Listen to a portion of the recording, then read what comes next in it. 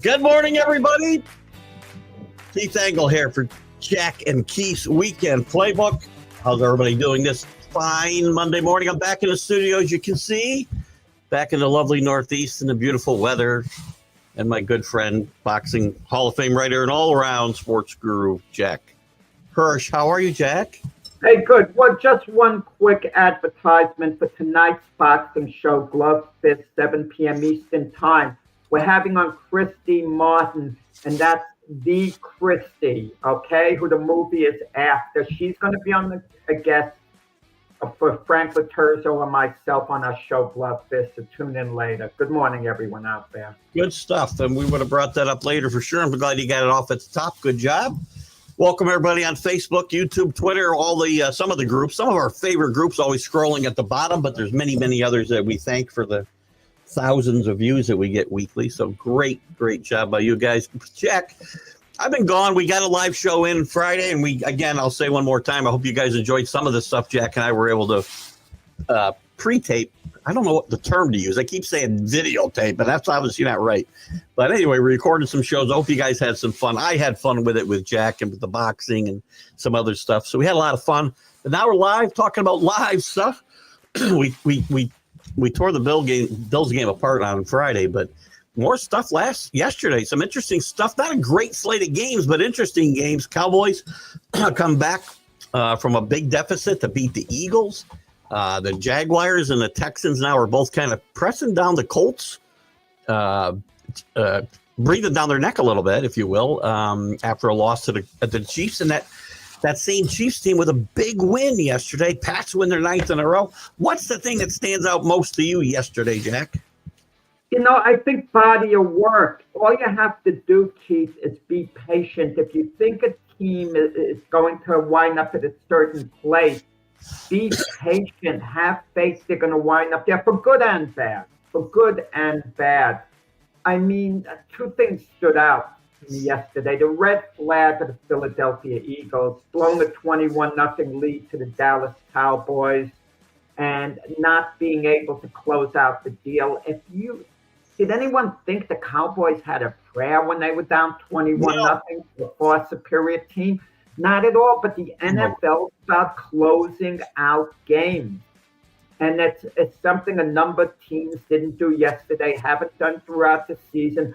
But like we said on the Big Football Show yesterday, because the Eagles kept winning, people didn't see certain of the weaknesses over there, certain of the red flags that could haunt them later. You know, Jalen Hurts said it was kind of like a blessing in disguise yesterday. Maybe it was a wake-up call to him. And normally I don't go for this blessing in disguise thing. It's totally nonsense when they say that. Like moral victories. Right, exactly, and momentum. But this may have actually been a nice wake-up call for the Eagles, as Jalen Hurts says, because it's well before the playoffs. They have a chance to get it together with the offensive attack, their lack of passing game, running game, whatever. They gotta find the formula, and they'll have time to do it. And after blowing a 21-0 lead to the Cowboys, they know adjustments are definitely in order.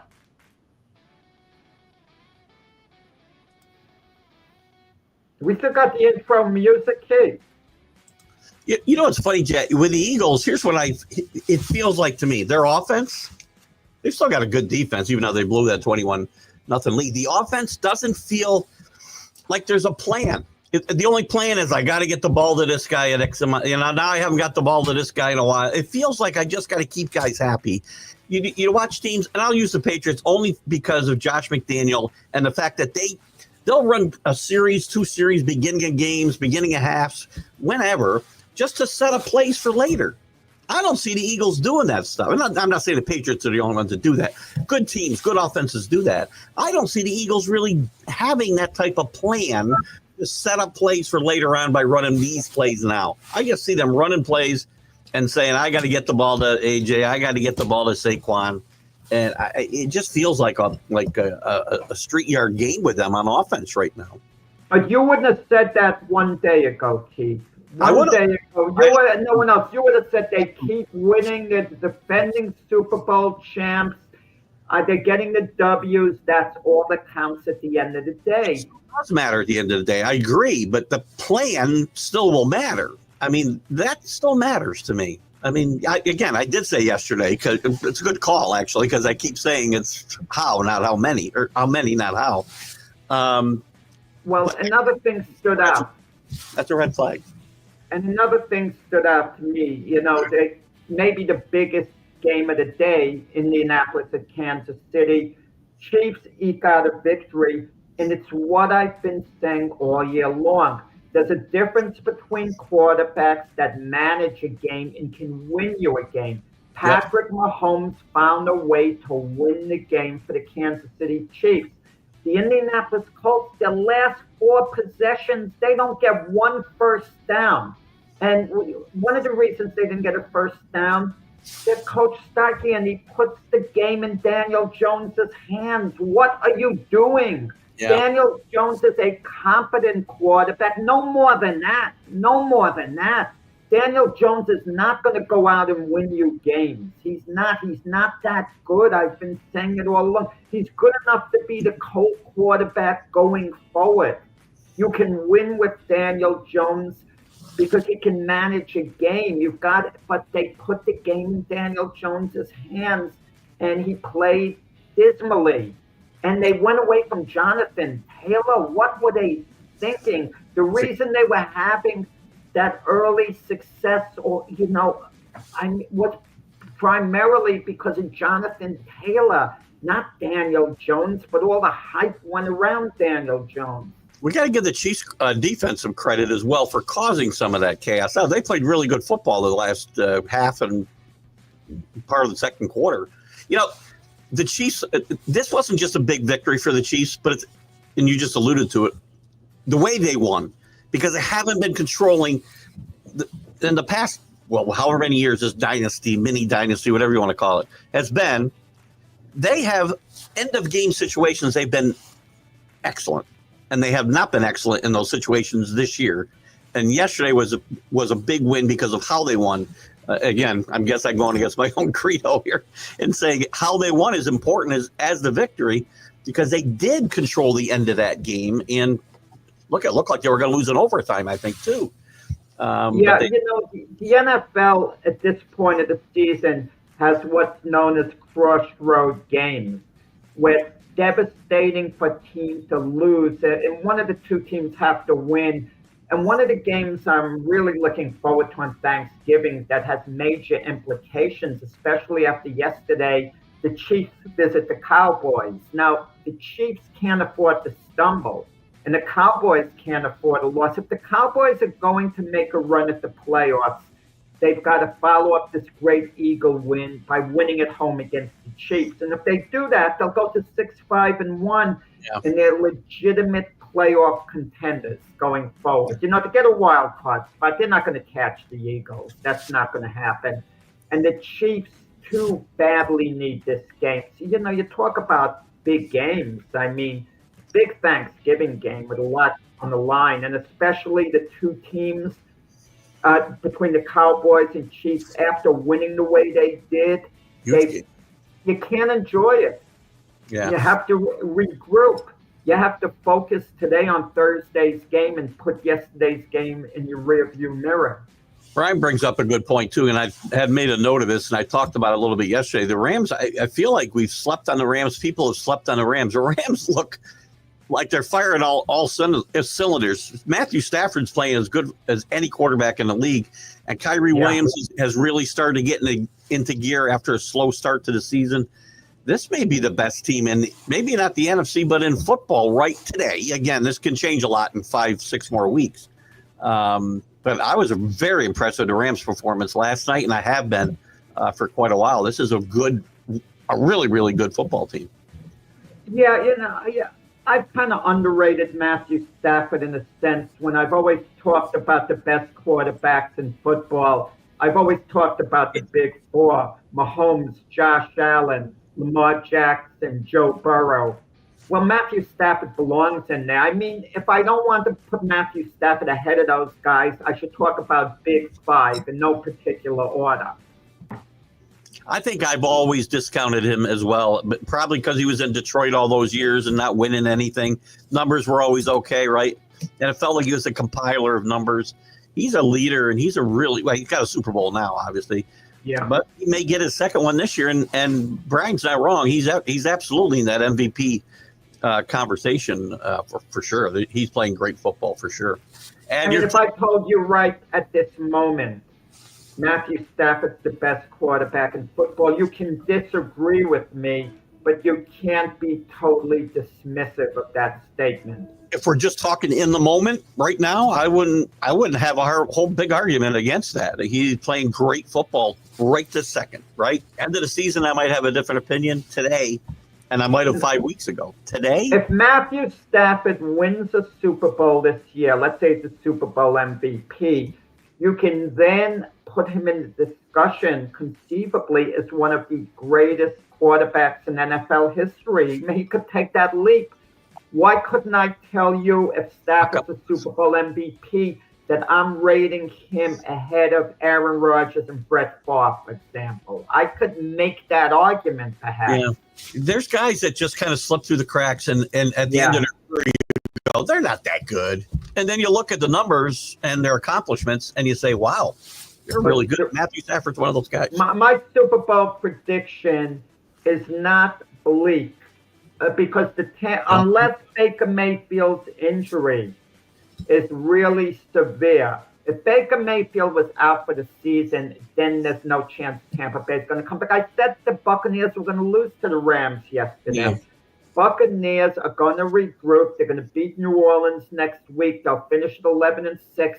They'll be peaked for the playoffs. The thing is, people who follow the NFL in general, they live for the moment. Like right now, the Rams are the best team, it would appear, on the surface. Okay, if you had to say something. But teams kind of level off. No disrespect to the Patriots. I don't think people are looking at them as Super Bowl favorites, even though they've won 9 in a row. They're not truly a powerhouse. They're just playing great. Well, again, wins. Wins, exactly. I mean, the record is great. The 9 wins in a row. I mean, how do you argue with it? That's phenomenal. This game yesterday, Jack, they would have lost the last 3 years. They would have lost this game yesterday. They would have found a way. So, maybe I'm being petty. Had Joe Burrow been in and Jamar Chase, maybe. Different game. But then you even see with Joe Flacco. Flacco comes to Cincinnati, and people are thinking he's the answer. And these guys who are past their peak, these quarterbacks who come in just aren't the answer. Long term, short term, for a couple of games, they could perform, but that's about it. Short term, for sure. Injuries are the great equalizer. You know, the Bucks look great, but you're right. If Baker's hurt, I mean, they've been able to overcome injuries to Goodwin. Well, not really overcome. They're 6-5, but this is their low point. This is their low point. It's only going to get better from here unless Baker's seriously injured. Their backup is horrendous. I didn't even know who that guy. Who is that guy? I never even saw him before last night. He was terrible. And Bucky Irving's I didn't. Kyle Trask, is it? Or is he gone or what? They signed. Somebody signed Kyle Trask. Actually, it was the Falcons signed him. Oh, okay, yeah. He was drafted by the Bucks, but he's not their backup. I can't argue, Brian. Brian saw him play for a long time, longer than I did. But it's possible. Again, it's different eras are hard to compare when it comes to quarterbacks. I don't think Stafford's on the list, most people's list, top 10 quarterbacks of all time. Plus, the problem is people don't go into history as far as the great quarterbacks. No one rates Otto Graham, for example. But more recently, how many people say now that Johnny Unitas is the greatest quarterback of all time, a top 10? No one bothers with Unitas' name. And he played in the Super Bowl era, by the way. He overlapped from before the Super Bowl era into the Super Bowl era. And Unitas actually played in 2 Super Bowls. You didn't get to see vintage. Most of these people younger than you and I didn't get to see vintage. I barely got to see vintage Johnny Unitas at my age. and I'm old. But all great players. Super Bowl MVP, first 2 Super Bowls. It's a very subjective argument for sure. Let me just see what else is here before we move on. So the Rams weren't close to winning the division round last year. They've expounded on that. Devontae Adams has made a huge difference in that team, and the defense is really good, by the way. One thing I don't understand, Keith. Monster. But someone's got to explain this to me, because I do not understand the logic. Teams so badly want to hold on to their draft choices, and any team in the league could have gotten Devontae Adams for a third-round draft pick. Yep. What third-round draft pick are you going to get that's going to help you more than Devontae Adams? I can understand if it's a situation with the cap. You have a hard time fitting the guy in because it affects other positions. I respect that. And good thing I couldn't be a GM in football because I couldn't figure out the cap. It would drive me crazy. And even the GMs have these cap experts to help them out. But you mean to tell me Devontae Adams isn't good enough? I mean, for a third-round draft choice, what teams could have gotten him for that? I'll tell you, teams have fallen in love the last 10 years or so with draft picks. They just want to accumulate draft picks like crazy. And they're no different than like trading prospects in Major League Baseball, right? They're called prospects for a reason because you have no idea. I'll trade prospects all the time for a guy who's going to make a difference on my team. Same thing with draft picks. And it used to drive me nuts with Belichick. He would do the same thing, acquire all these draft picks and never see them. You know who had a big influence on Belichick? Jimmy Johnson. They were, very close. And when Belichick would talk to Jimmy Johnson would say it's like gold. It's like currency. You want to accumulate them, how valuable they are. Because Jimmy Johnson was very fortunate, and he deserves a lot of credit, that Herschel Walker trade. They accumulated all those picks. Sure. And they hit gold with those picks. They were great selections, as it turned out. Yeah, there are situations that make sense to do that. That was one. But teams that are this close to look at the Rams, perfect example. If they hadn't brought him in, would they be 8-2? I'm guessing probably not. They'd be a good football team, but he's a difference maker. Good morning, Michael. Listen, I know you got a boxing question. I'm going to hold it for a little bit. Remind me to come back if you would, Jack, and. After we get through with some football, we'll go back to his boxing question, too. Yeah, Michael, if you listen tonight, we have Christy Martin on as a guest on Glove Fist, 7 p.m. Eastern Time in the United States. Yeah, I'm not ignoring your question. We'll just swing back to it, Michael. Thanks for popping in, though, over across the pond. Monetary. Yeah, I mean, it's monetary. They're like the American Express travelers. You know what I like what I can see and have in my hand, right? And I'll give up draft picks for a quality player all the time. Everything.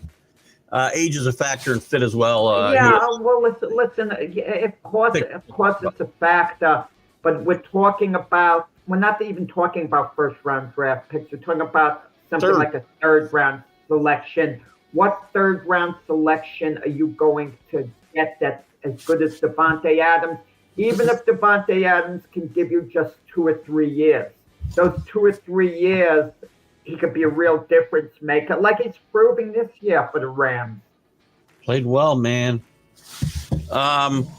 What else turned you? Listen, the Patriots yesterday, we talk a little bit about the Patriots game. They win this game.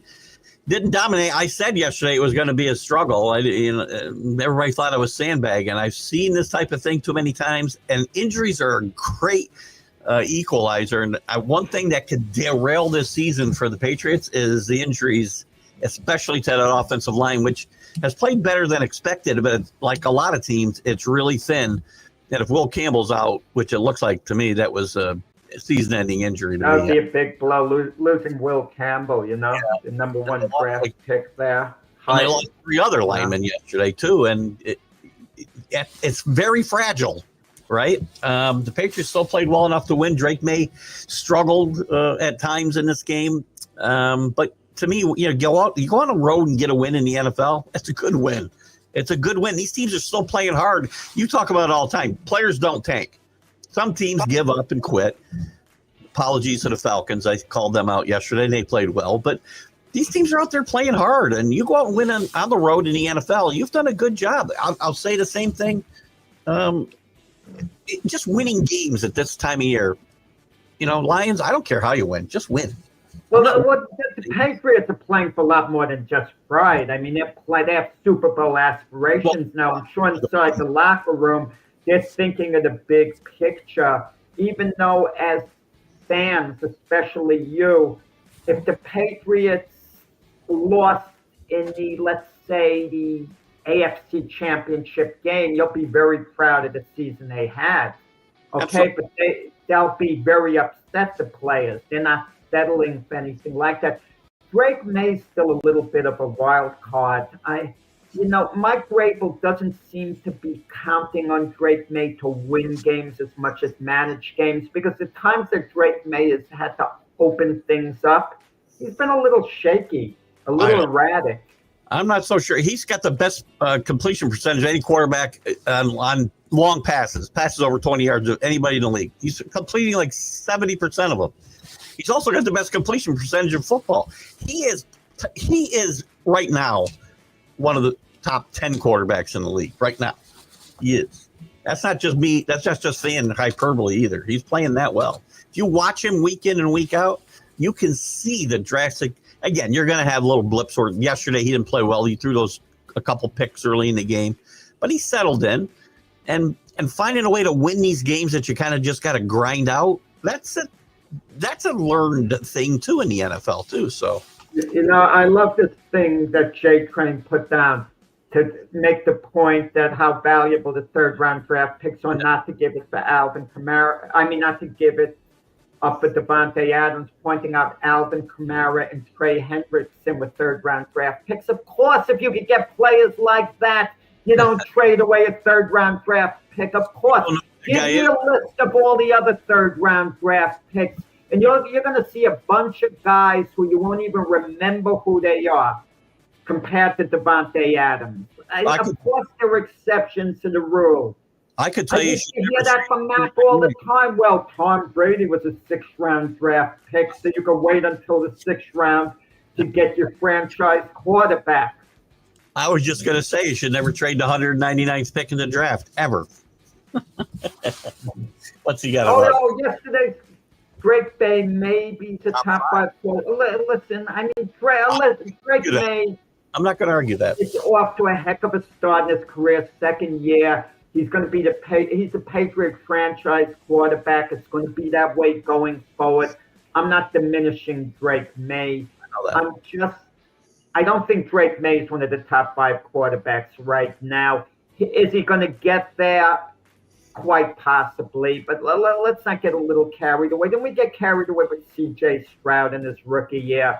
Probably. I mean, people would have said, and C.J. Stroud now, I know he's been injured recently. His 2nd year was so-so. You kind of have to wait a little bit. You know what the next thing is, because now he's shown he can win regular season games. He's been very good, consistent for the most part, a few blips here and there. You got to go win big games. You got to go win in the playoffs, and then you start to make that ascension into the top 5. That's just me. Given the BS, and Drake May's had a really top line, yeah, but let's wait and see a little bit, because Jaden Daniels was the hottest name with quarterbacks, young quarterbacks last year, coming up sensational rookie year. I know he's been hurt this year as well, but a lot of these quarterbacks level out. RG3, since I'm on the Washington quarterback bandwagon, great rookie year, then kind of leveled out. Sometimes you got to wait a little bit. Yeah, first-round draft picks a lot of times don't pan out. But that's my argument. For the most part, they have to. Your first-round draft picks usually have to pan out if you're GM. And part of the problem is this. When you pick a play in the first round like the Vikings did on J.J. McCarthy, who, by the way, to move up one spot, they traded up with the Jets. They gave up a third-round draft pick to move up one spot for J.J. McCarthy. They've invested so much in J.J. McCarthy, it's like you nearly have to make it work. That's why they're reluctant to move on. They're reluctant to move on any team from someone who they invested a lot in. But sometimes you got to do that. And it's going to be interesting with the Vikings. If J.J. McCarthy doesn't get it together the rest of the year, and he hasn't been playing well, he's been injured and hasn't played well for the most part when he's in there. The Vikings are 4-7. Vikings have a big decision next year. Move on from J.J. McCarthy or bring in a veteran quarterback who could conceivably compete with him and take the position like Daniel Jones, who was with the Vikings, ironically, and then went to the Colts, competed with Anthony Richardson, and wound up being the Colt quarterback. Yeah, to Brian's comment here, you're right, Brian. It is about the here and now, but it's not just based on history. It's also not based on the future. I'm going to take the here and now and what you can put in my hand today. I don't care about if I'm in a position to win. The Rams, the Patriots. Now and even now with some injuries piling up, I'm upset they didn't make more moves at the trade deadline. Teams in position to win now, whether it's during the season or in the off season. You make moves based on the here and now, not what might happen in the future. I'll trade draft picks for impact players all day long. I don't care what round you want to talk about. With some franchises, it's a lot more important to win than others, or to get to a Super Bowl. And a case in point is New England and Detroit. Take Brian's team, the Lions. If the Lions don't get to the Super Bowl, everyone is disappointed in Detroit. Everyone is disappointed. If New England doesn't get to the Super Bowl, Patriot fans are going to say, assuming they get to the playoffs and play reasonably well the rest of the year, Patriot fans are going to say, wow, what a great year. No one expected this. You know what? When they lose in the playoffs, and they will make the playoffs, if they lose, I will be disappointed if they don't reach the Super Bowl. I will not say, oh, geez, the season's a failure. I'm still going to say, great job. Mike Vrabel's the coach of the freaking century. And, next year. Yeah, Jay Train, you can speak to Brian about the Lions' third-round draft selection of Hendon Hooker. Yeah, that was real valuable. You turned down Devontae Adams for a guy like him. I think Jimmy Garoppolo is gone. Who's he playing with? Is Hendon with Carolina now? I'm not even sure. Yeah. I'm not even sure. Look that up for me, okay? Devontae's playing well currently. It is the anomaly. Yeah. Why? Whatever. You guys, we're gonna agree to. Draft picks are valuable. Don't get me wrong. A third-round draft selection's valuable. I'm not putting it down. But if you could get Devontae Adams and you're a playoff contender, that's what I mean. If you have a losing team, getting Devontae Adams, I wouldn't give up a third-round pick for Devontae Adams if the team's not going to the playoffs. I wouldn't do that. Now, there is some value to accumulating draft picks so you can go out and trade them for guys like Devontae Adams. I get that. Patriots did it years ago with Corey Dillon. I can give you a bunch of examples of Patriots over that 20 years where they traded draft picks. How about Randy Moss? I think a third and a fifth or something like that. It was nutty numbers, and he had one of the greatest seasons in NFL history. This isn't an anomaly. Smart teams go out and use those draft picks to get guys like Devontae Adams and put themselves over the top potentially. Well, even Jerry Jones, he gave a first and second to the Jets to get Quentin Williams to fill the void, they lost with Micah Parsons. Yeah. So anyway, good lively discussion there. What else did I have yesterday? We'll touch on the Jets and the Giants quickly. Giants played a great game yesterday, lose the game. The coaches, I hear the Giants fans, you should be happy being in that game. You know what I get? You know what I don't get? Malik Neighbors is criticizing the Giant coaching staff. Now, Malik Neighbors is out for the season with an injury. This is his second year. He had a great rookie year. I mean, he's a stud. Don't get me wrong. When healthy, Malik Neighbors is elite. I give him his due. But he's out. He's injured. And you criticize the Giants for trying to win the game. Look, the Giants were up by 3 points. They had the ball on the Lions 2-yard line. The Giants tried to make it a 2-score game with 3.5 minutes. If they kicked a field goal, they would have been up by 6 points. Lions have the ball with 3.5 minutes to go. And it's, Lions can win this with a touchdown. Yeah. But if the Giants make it a 2-score game, they're winning the game if You they always- executed the play. And you as should it is, they had a 3-point lead, so they still have the cushion of overtime if the Lions don't get a touchdown and tie it on a field goal. And the Lions had to kick a 59-yarder to tie it. 59 yards. And I know even in this day and age, a kicker's having a strong leg. That's it's still a hard kick to make. The Giants clock management, and Kafka's kind of on the job interview right now, on the field interview, because he wants the job. He's going to be a candidate. And their clock management game management maybe wasn't good down the stretch. I don't have an argument with that. 100%. Every time you're down there, the Patriots kicked a field goal late in that game yesterday on the 6-inch line. They kicked a field goal because it made it a 2-touchdown. They had to score 2 touchdowns. I'm sorry, 2 scores to win. And you have to get that extra score in there. It's just nuts. You can't come away with nothing. And can I tell you, we'd like to talk old school. This was in the early years of the Super Bowl when the Vikings went to 4 Super Bowls. In the very early years. The Rams are playing the Vikings to see who goes to the Super Bowl. In the NFC, National Football League, NFC at the time, championship game. Chuck Knox was the coach of the Rams. The Rams have the ball on maybe the 2-inch line. I'm looking at the nose of the football as it's close to the darn line as possible. You go for it. If you miss, the Vikings are pinned down deep. Yeah. And at that time, the NFL rules said even if you pass and it's incomplete, it doesn't come out to the 20. Right. So they go for a field goal. And I'm saying, what the heck are you doing? Try to run the darn ball, and quarterbacks think the kick gets blocked and gets returned all the way for a touchdown for the Rams. Chuck Knox for the Vikings, return it all the way for a touchdown. I was exasperated. Very successful coach, Chuck Knox, but probably the most conservative coach in the history of the NFL, I would say. Couldn't get over the top and go to a Super Bowl, exactly. And I think that hurt him. That conservativeness hurt him.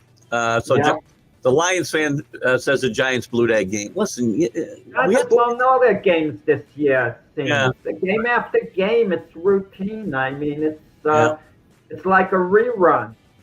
Glad we got to see the fourth quarter collapse of my life. Listen, let me ask you this. A lot of fourth quarter collapses, so they're good at it. Red flag for the Lions or not? Because if you're a Super Bowl contender, you got to go out and beat the Giants, clearly. They struggled to barely win that game in overtime. Look, when I'm heading towards the end of November, December, wins are wins. I don't care how I get them. I really don't. I'm serious about that. You can pull out red flags. Yes, I can find the Patriots win. I'm worried about the injuries. There's always something you can pull away to say there's a red flag. But again, give the Giants credit because they're out there and they're not mailing it in. They're out there playing hard and they're trying to win games. Some guys are trying to win jobs. And I like to see that. So the Lions are going to get the best of these teams, at least the ones that, have some character. Jameis Winston played pretty good for the Giants yesterday. He played. I thought Jameis Winston played well. Who gives you a better chance of winning right now, him or Jackson Dart? Because Jackson Dart is going to start, we were told, if he passes the concussion protocol that kept him out. I might listen. You need to get Jackson Dart reps, right? But you got to be smart and not have him running all over the freaking field. But that's not his game, so it's going to be hard to do that. The same people are talking the same way about Burrow. Should Burrow come back at all? But look at the Bengals beat the Ravens twice. They're back in the race in the Central, or the North. So I don't know. Jackson Dart, though, I think he needs the reps. I think he should play. I really do. Sometimes you get quarterbacks in this league who get second and third act. They're just given other opportunities and they cash in. We see with Baker Mayfield, this is his third starting job and he's hit it off. We see it with Daniel Jones. This is his third team, but his second starting, job. Sam Darnold, this is his third starting, gig at Seattle.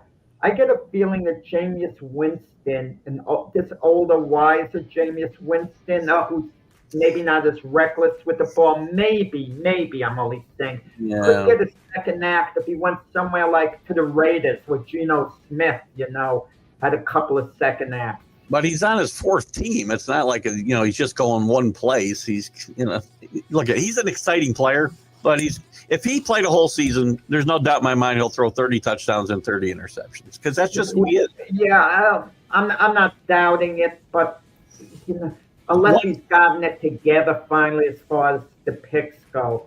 But he's a good guy to have on your bench as a backup because he can come in and give you an instant spark if you need it, like we talked about before. Not playing a whole season or 10 games because his faults are going to show up. One guy really got the best out of him, and that was Sean Payton. Before he got hurt that year, he was like 14 touchdowns, 5 interceptions before he got hurt on that good Saints team. Good number there for Jerry. We didn't talk, about Shedeur Sanders. It was a high-profile game because of Shedeur Sanders. Yeah. Let me get through this real quick. Then the red flags on the Eagles. Oh, there's red flags everywhere. I just said that for sure. There's red flags everywhere. Brian's always making excuses for his Detroit Lions. Come on. Well, again, I'm not gonna argue with him because I believe the same thing. Wins are wins in this league. It's not that easy to win. Still having online issues. St. Brown can't. O-line issues. Sorry. So what? You're gonna win. You guys got a good team. Are there some issues? Yep. There isn't a team out there without issues. We just talked about the Eagles, who probably should be the best team in football, and they're out there without playing on offense. The Giants have been eliminated from the playoffs. Everything Brian puts on makes a lot of sense. But why do we waste time putting on that one thing Brian said the Giants eliminate from the playoffs? Right. I don't like to short thrift anybody. Let's move on. Brian doesn't. I got to give Brian credit. He is very objective with his teams. He could be critical of his own team. I got to give him credit there. Yeah, absolutely. I try to be that fan. I don't wear rose-colored glasses either, right? But, red flags, I get it. But your record still says, now they're not in first. Actually, let's stay in the North for a second. The team we keep wanting to rip down and the quarterback we keep wanting to rip down is in first place in the NFC North. Yeah, but the Lions are a threat to go to the Super Bowl. The Packers are a threat to go to the Super Bowl. The Bears are not a threat to go to the Super Bowl. Let's be honest about it. They've just been winning all these close games. They're not that good, even though they have some good pieces. 14-2, J Train points out. I was Jameis Winston. Yeah. No. Listen, the point I'm making, Jameis Winston's pretty talented. Okay, if he could play mistake-free, he can move an offense. Let's move on because I did want to talk about Shedeur Sanders a little bit. He's the first quarterback since like 1992 or some. I don't remember the year to win. I think it is. Yeah. To win his first start with the Browns, some 17 quarterbacks have failed before him. Didn't play a great game, but I thought it was an efficient game and. I didn't see the whole game, obviously. I saw some bits and pieces of it on the Red Zone channel, and I thought he played pretty well from what I could see. He managed the game well. Let's not get carried away, guys. Even his one touchdown pass, he just basically dropped the pass off. That's all he did. He made one really good play to Isaiah Bonds, eluded pass rush and threw a long pass. But you said it best, Keith, the best word. He was efficient. He was efficient. It was a good start. The Browns won the game. And what is the Browns' alternative to quarterback Dylan Gabriel? And Dylan Gabriel, ironically, was a third-round draft pick. You could get some nice value with third-round draft picks. I don't want to argue with that in Devontae Adams. Draft picks for this show that I have. But Dylan Gabriel hasn't shown us anything that he should have the starting job. Maybe he could be the starter going forward, Dylan Gabriel. Maybe not. But when you draft a quarterback in the third round, you haven't made the investment in him to be a franchise quarterback. Usually when you draft a quarterback in the first round, you've invested in him to be your starter at some point.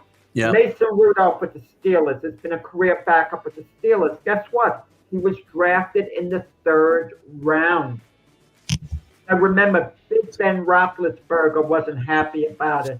I'm making it. He thought the team could have used that pick for another position. And then Big Ben said, it's not my job to help him this and that. If he comes to me for advice, then I'll help him out. But it's not my job to mentor him. I'm making a note here because you guys have made me want to petition the NFL to eliminate the 3rd round from the draft because I've never talked about 3rd round draft picks so much. Well, I like 3rd round. I love 3rd round picks. But if you listen, Devontae, I wouldn't give up a 3rd round pick if I'm the Jets for Devontae Adams because the Jets are going nowhere. Let me make it clear. The Saints, I wouldn't do that, okay? But if I'm a contending team, and I need help at wide receiver, are you kidding me? I would give up a 3rd round pick to get 2 years out of Devontae Adams. I agree. We talked it to death. Does this matter? Myles Garrett back to Hirsch Sanders. I think it's important. I think it's important because when you think of the Cleveland Browns, who do we think of? Myles Garrett. Yeah. Myles Garrett he's Myles Garrett. If he's not it now, is going to be it very soon. A Cleveland Brown icon. How many franchises have icons? The Browns have Jimmy Brown, Joe Thomas. You tell me how many icons, and Jimmy Brown, the late Jimmy Brown, isn't alive. Joe Thomas would show up. He's a Brown icon. And that's what Myles Garrett is going to be someday if he's not it now. Myles Garrett has a big voice there. He's a leader of that team, and he's closing in on the sack record. And I'm going to tell you guys, the sack record of Michael Strahan, it's a sore point with me. He's tied with TJ Watt. Michael Strahan shouldn't have that record. I mean, Brett Favre tanked it. I just don't like that at all. We saw how Mark Gastineau feels about that. Mark Gastineau is correct. You know what the problem is? Mark Gastineau is an easy mark, no pun intended, because of his personality. It's easy to get on Mark Gastineau. He's a sore sport, this and that. Brett Favre tanked it. That sack should have been taken away. It should have been taken away. I agree. And you know what I heard? The Pack offensive line wasn't happy with Brett Favre. They busted their backs all game long to prevent Strahan from getting that record. It meant a lot to him.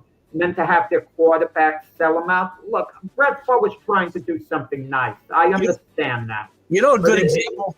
A good example, Jack. In baseball, if you steal second base and they don't make any effort to get you, you don't get credit for a stolen base because they gave you the base. It's defensive indifference, whatever they call it, something like that. They should have a rule like that. And I don't know if there's an official score in football. I'm assuming there is some kind of official score. They should be able to make that call. Offensive indifference for that sack or any like it, because you didn't try. If you don't try, you shouldn't get credit. I agree 100%. Back to Shedeur Sanders, though, and we had some other comments. I know they played a 2-18. You got a young quarterback who he needs reps. He needs to play. I don't care who he's playing. It's more about how he's progressing. I'm telling you, I'm on record. If he ends up in the right system, and I guarantee you, whoever gets hired to be coaching staff of this team, and I think Kevin Stefanski is going to get fired, and I think he's a good coach. He'll get a job somewhere else at some point. Whoever comes in there probably ought to be happy with Shedeur Sanders being their quarterback because that's who the owner wants to be the quarterback. I think he can play. Let me ask you this, because you've watched more college football than me.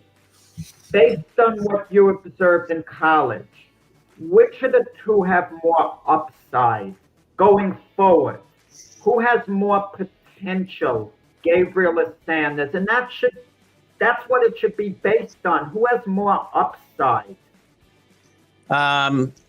That's funny. Gabriel might have more upside, big upside, but also less of a chance to get there.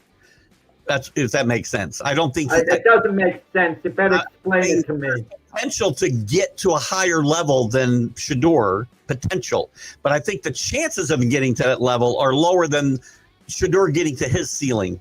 I think he's going to be a consistent, unexciting quarterback in this league if he gets a chance. Shador. Gabriel could be a big. I thought Shador would be an exciting play. I thought it would just be the opposite, that Gabriel would be more predictable and Shador Sanders would be more big play quarterback. I don't hear you, Keith. Keith.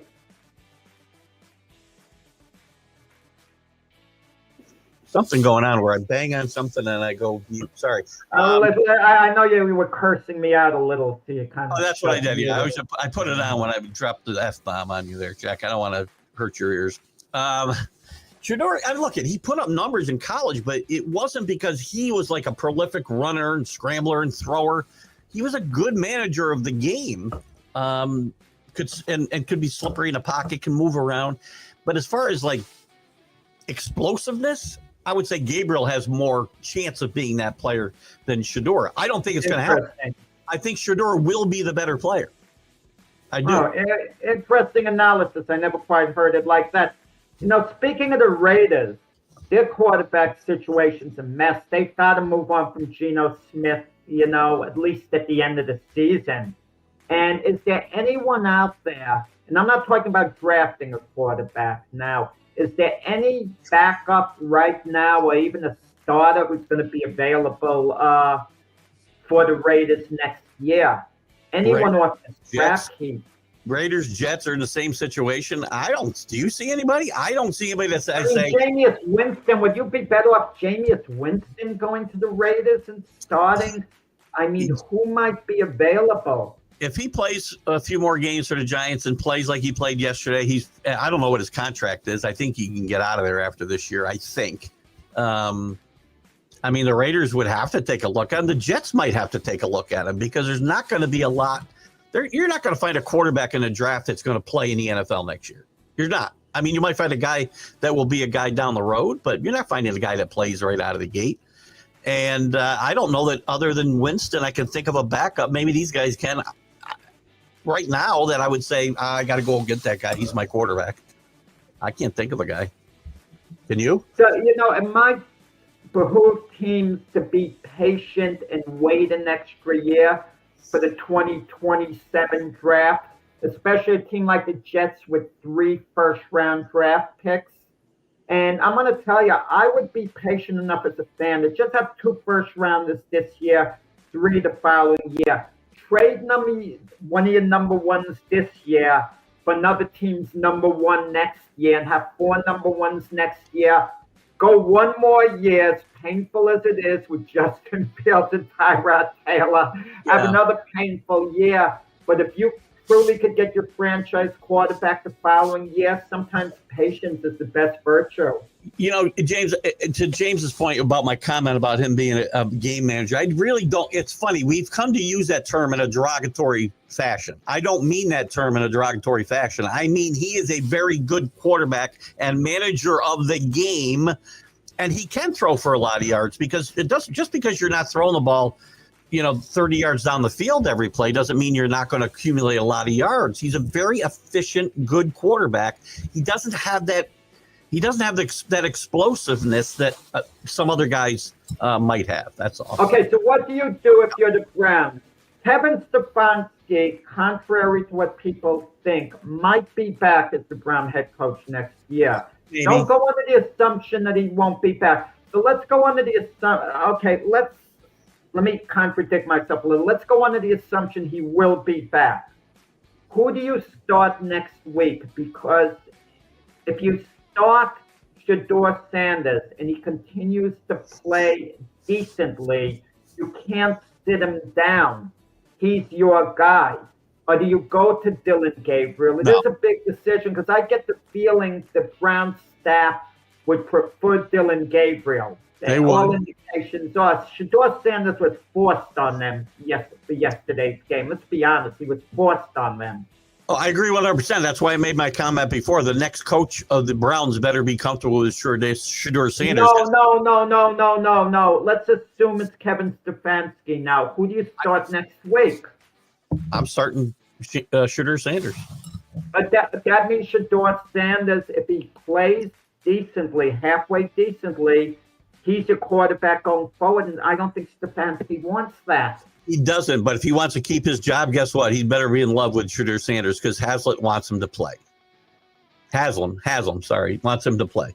And that's going to be a prerequisite for keeping his job or whoever gets the job.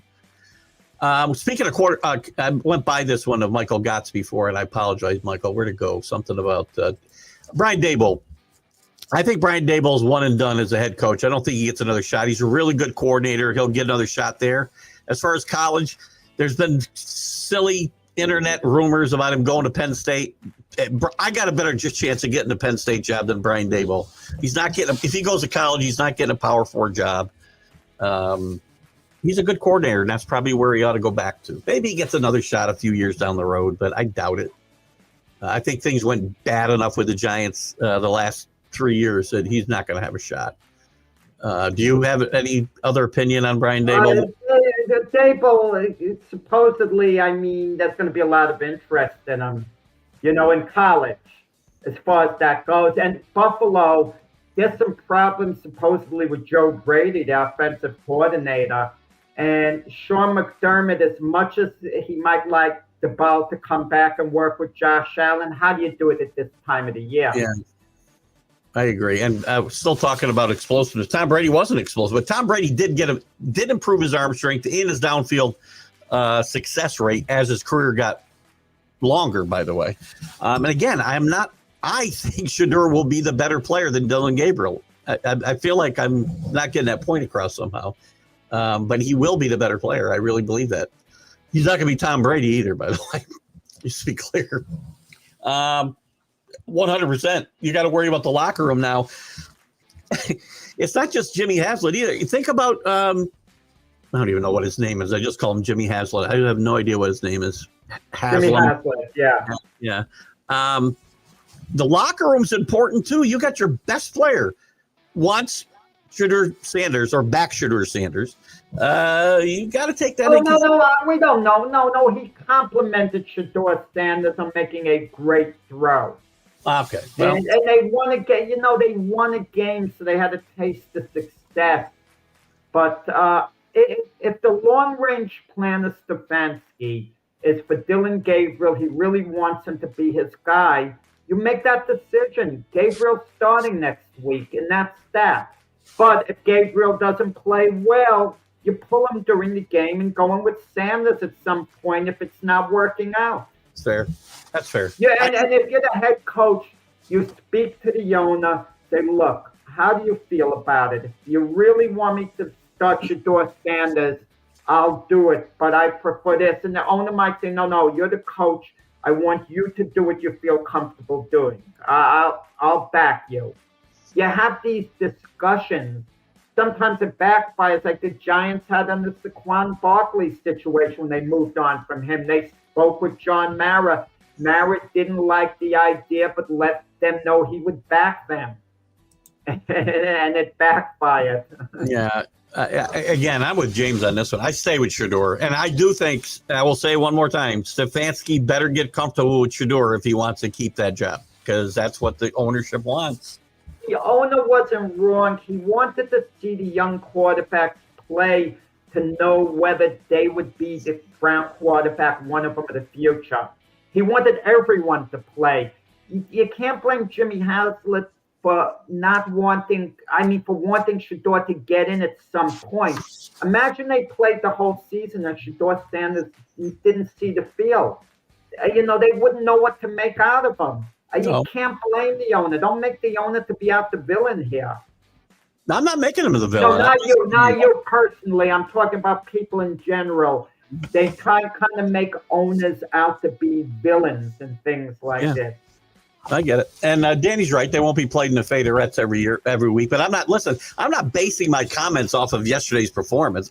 I'm saying I've said all along that I think Shedeur Sanders has a better upside, a more likely chance of reaching a better upside than Dillon Gabriel. That's all I've said. And I think he can be if in the right system, he can be an effective NFL quarterback. This goes for all young quarterbacks. They need time to develop.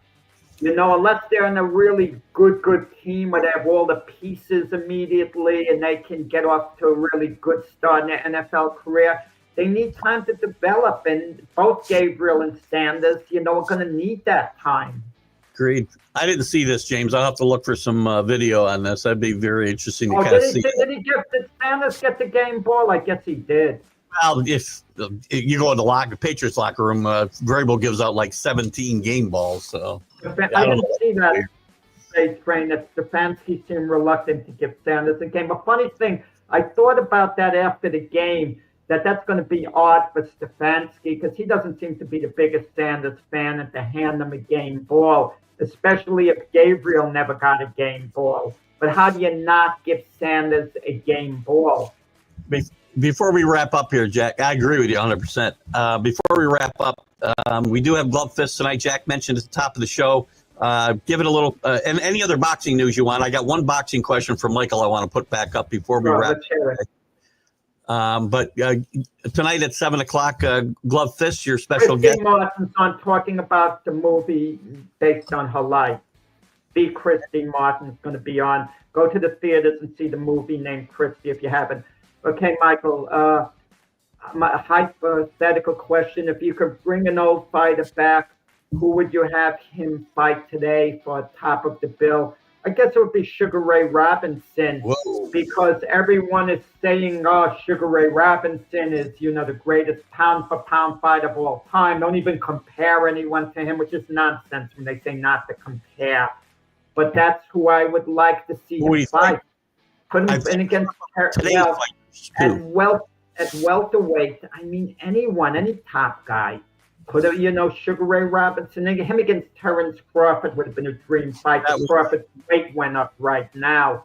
But maybe, at middleweight, even though Robinson was better at welterweight, and Crawford's outgrown that division. But Sugar Ray Robinson against whoever's available at those pounds. That's a guy I'd like to see perform. Some athletes are way ahead of their time. Sugar Ray Robinson was a 1940s, 1950s fighter who was 50 years ahead of his time. Just like Jim Brown was ahead of his time in football athletically, Michael Jordan in basketball, Will Chamberlain in basketball. You get certain athletes who are so far ahead of their time that they could compete with future generations and maybe even be better than them. Good. I wondered if Crawford was going to be a guy. I didn't know how the weight matched up, so I'm glad you brought that up the way that you did. Well, Crawford was a welterweight throughout his career. When Crawford was a welterweight who beat Errol Spence a couple of years back, I would have liked to have seen a match with Sugar Ray Robinson. Real quick, and we can talk more about it Friday. What are your thoughts? We had our first big trade of the offseason with the Mets involved, trading Brandon Nimmo to the Rangers for Marcus Semien. Interesting trade. Semien coming off a really bad year, really. And I know Nimmo's been fighting injuries a bit, but a pretty consistent player for the Mets. I think it's an interesting trade for both teams. Yeah, I like the deal for the Mets, but Simeon's 35 years old. Nimmo's 32. Yeah. Nimmo, they signed him for a little over $20 million a year for 8 years. I think he has 5 years left on that deal. So that's a pretty steep deal, to pay out. But the Mets below Semien some big money. I think it's a good deal. He had a total. A really good deal for the Mets, and it might turn out good for Texas as well. But I think the Mets got a little bit the better the deal. But if Semien is 3 years old, and that's your red flag at age 35. If last year was an aberration, I agreed. I think the Mets got the better of this deal on both sides of the ball. I'm a little surprised. Nimmo had a full trade, no trade clause, and he waived it for this trade. Interesting. That's interesting. To waive it to go to Texas? Yeah. No disrespect to Texas. You'd think he would want a little more money 1 year added on to his contract. I don't get it. I haven't heard anything about him getting anything to waive it, which is a little shocking, right? But I'll tell you one thing about Nimmo and in Texas. I think you might see a little bump in his power numbers once he gets to Texas. I think you might see a little. Don't be surprised he gets 30 home runs next year instead of 20. A lot easier to hit home runs there than City Field. So, and that's going to really wrap it up for us. So what do you got there, Denny? Wilt might have been a better volleyball player than You're right. Jim Brown was the best lacrosse player ever to play in college. I did like that. So some great athletes. Jack, great job today. Guys, great input today. I know we spent a lot of time on third-round picks. Hopefully, we put that argument to bed forever. But you guys, great job. Jack, we'll see you on Friday. We'll see you Friday. And Jack will see you tonight with Glove Fist. Don't miss it. Have fun, guys. Martin on tonight. Have a great Monday. Bye-bye.